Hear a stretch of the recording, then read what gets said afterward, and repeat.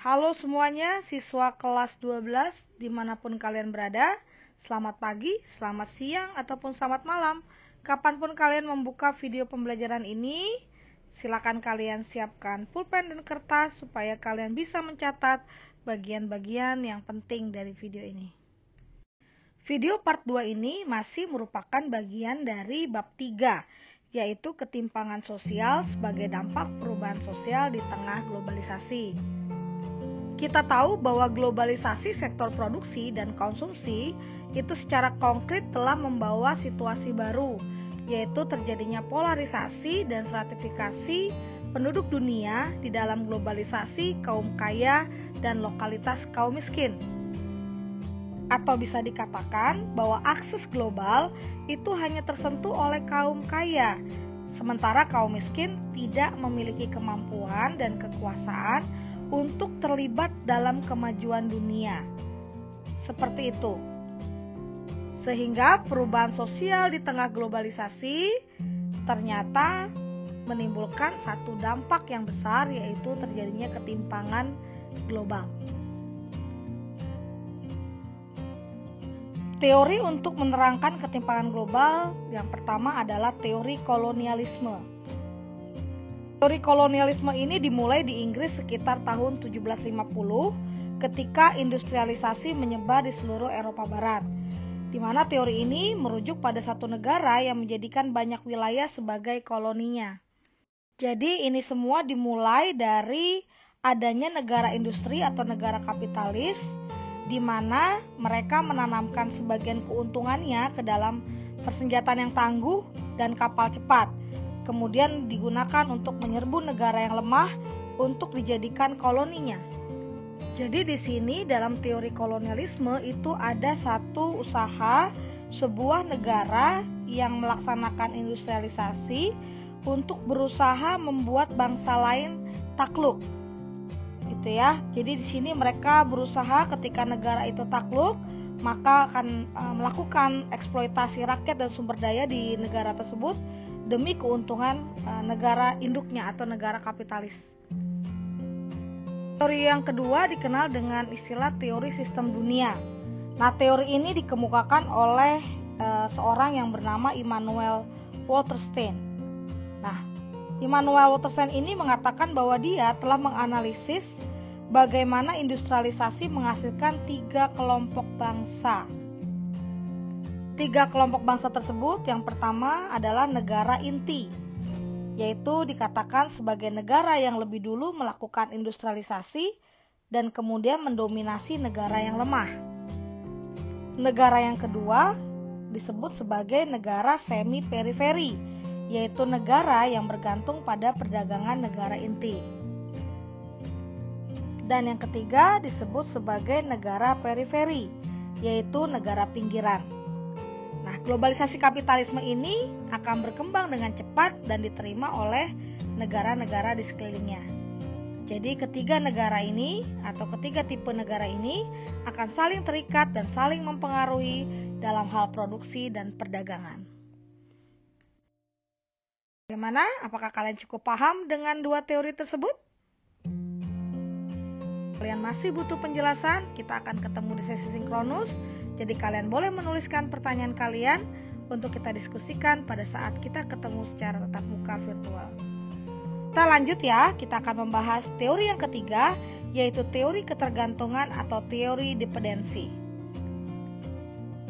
Teori ini menganggap bahwa keterbelakangan adalah suatu akibat dari sistem kapitalis internasional yang dominan, di mana bersekutu dengan elit lokal di dunia ketiga yang menggunakan kelebihan mereka yang istimewa itu untuk mempertahankan kedudukan mereka. Yang dimaksud dengan dominan di sini artinya adalah perusahaan multinasional, dan yang dimaksud dengan dunia ketiga itu adalah negara yang tidak masuk ke dalam dunia pertama atau negara kapitalis dan tidak masuk dalam dunia kedua, yaitu negara komunis. Jadi negara dunia ketiga itu tidak dapat mengadakan industrialisasi dan pembangunan ekonomi selama masih dalam cengkraman suatu sistem internasional yang diskriminatif. Akan tetapi elit lokal tidak dapat melepaskan diri dari sistem tersebut karena akan membahayakan kedudukan mereka di negaranya sendiri. Berikutnya adalah teori pendekatan struktural. Nah, di dalam pendekatan struktural ini merupakan cara lain untuk memandang ketimpangan dunia dalam hal kesejahteraan dan kekuasaan. Teori ini memandang bahwa kemiskinan dan ketergantungan dunia ketiga itu tidak disebabkan oleh keputusan kebijakan yang sengaja dibuat di Amerika, Inggris, atau Moskow. Namun, ketergantungan ini berasal dari struktur sistem internasional yang konstruksinya dibuat sedemikian rupa sehingga bangsa-bangsa pengekspor bahan mentah itu terpaksa kehilangan bagiannya dan keuntungan produksi. Nah, teman-teman, teori ini didukung oleh seorang ekonom dari Argentina yang bernama Raul Prebisch. Raul Prebisch menentang dalil yang dikemukakan oleh Adam Smith, yaitu dalil laissez-faire mengenai sistem perdagangan bebas. Menurut Prebisch, sistem perdagangan bebas itu merugikan negara-negara pengekspor bahan mentah atau negara periferi dan akan menguntungkan negara-negara industri kaya yang mengekspor hasil industri atau negara-negara pusat. Dia akan mengatakan bahwa ketimpangan itu tidak berasal dari kejahatan negara pusat, gitu ya, tetapi itu dikarenakan oleh struktur sistem ekonomi internasional yang sudah dibangun atau sistem ekonomi internasional itu sendiri. Wah, cukup menarik ya teori pendekatan struktural dan apa yang dikatakan oleh Prebisch. Nah, teman-teman siswa kelas 12 IPS masih mau stay untuk mendengarkan penjelasan ya? Ya, kita akan lanjut di teori kelima, yaitu teori fungsionalis. Teori fungsionalis ini percaya bahwa kondisi ketidaksetaraan itu adalah hal yang tidak bisa dihindari dan akan memainkan fungsi penting di dalam masyarakat. Kingsley Davis dan Wilbert Moore menyatakan bahwa ada 4 hal yang menjadi penyebab terjadinya ketidaksetaraan dan stratifikasi di masyarakat. 4 hal tersebut adalah: pertama, masyarakat harus memastikan bahwa posisi-posisinya terisi.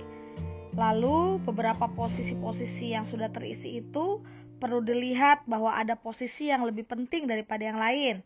Lalu yang ketiga, posisi-posisi yang lebih penting itu haruslah diisi oleh orang yang lebih qualify atau lebih berkualifikasi. Dan yang keempat, untuk bisa memotivasi orang yang berkualifikasi untuk mengisi posisi-posisi penting itu, masyarakat harus menawarkan imbalan yang lebih besar. Di banyak negara, meritokrasi memiliki kemampuan untuk menanamkan etos kerja yang tertinggi pada individu.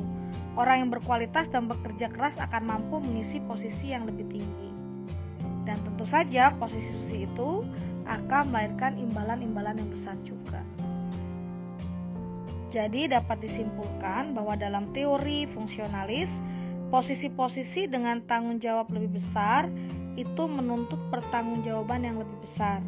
Dengan demikian, posisi penting di dalam masyarakat itu akan memerlukan lebih banyak pelatihan sehingga harus menerima imbalan yang lebih tinggi.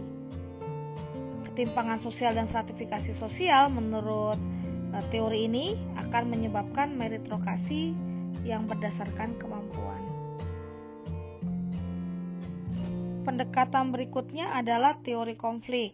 Nah, teori konflik ini melihat ketimpangan sebagai akibat dari kelompok dengan kekuatan yang mendominasi kelompok yang kurang kuat. Teori ini mempercayai bahwa kesenjangan sosial itu akan mencegah dan menghambat kemajuan masyarakat karena mereka yang berkuasa akan menindas orang-orang yang tidak berdaya untuk mempertahankan status quo-nya. Jadi kedudukan atau posisi itu menjadi penting selama mereka yang berkuasa menganggap kedudukan ini adalah kedudukan yang signifikan.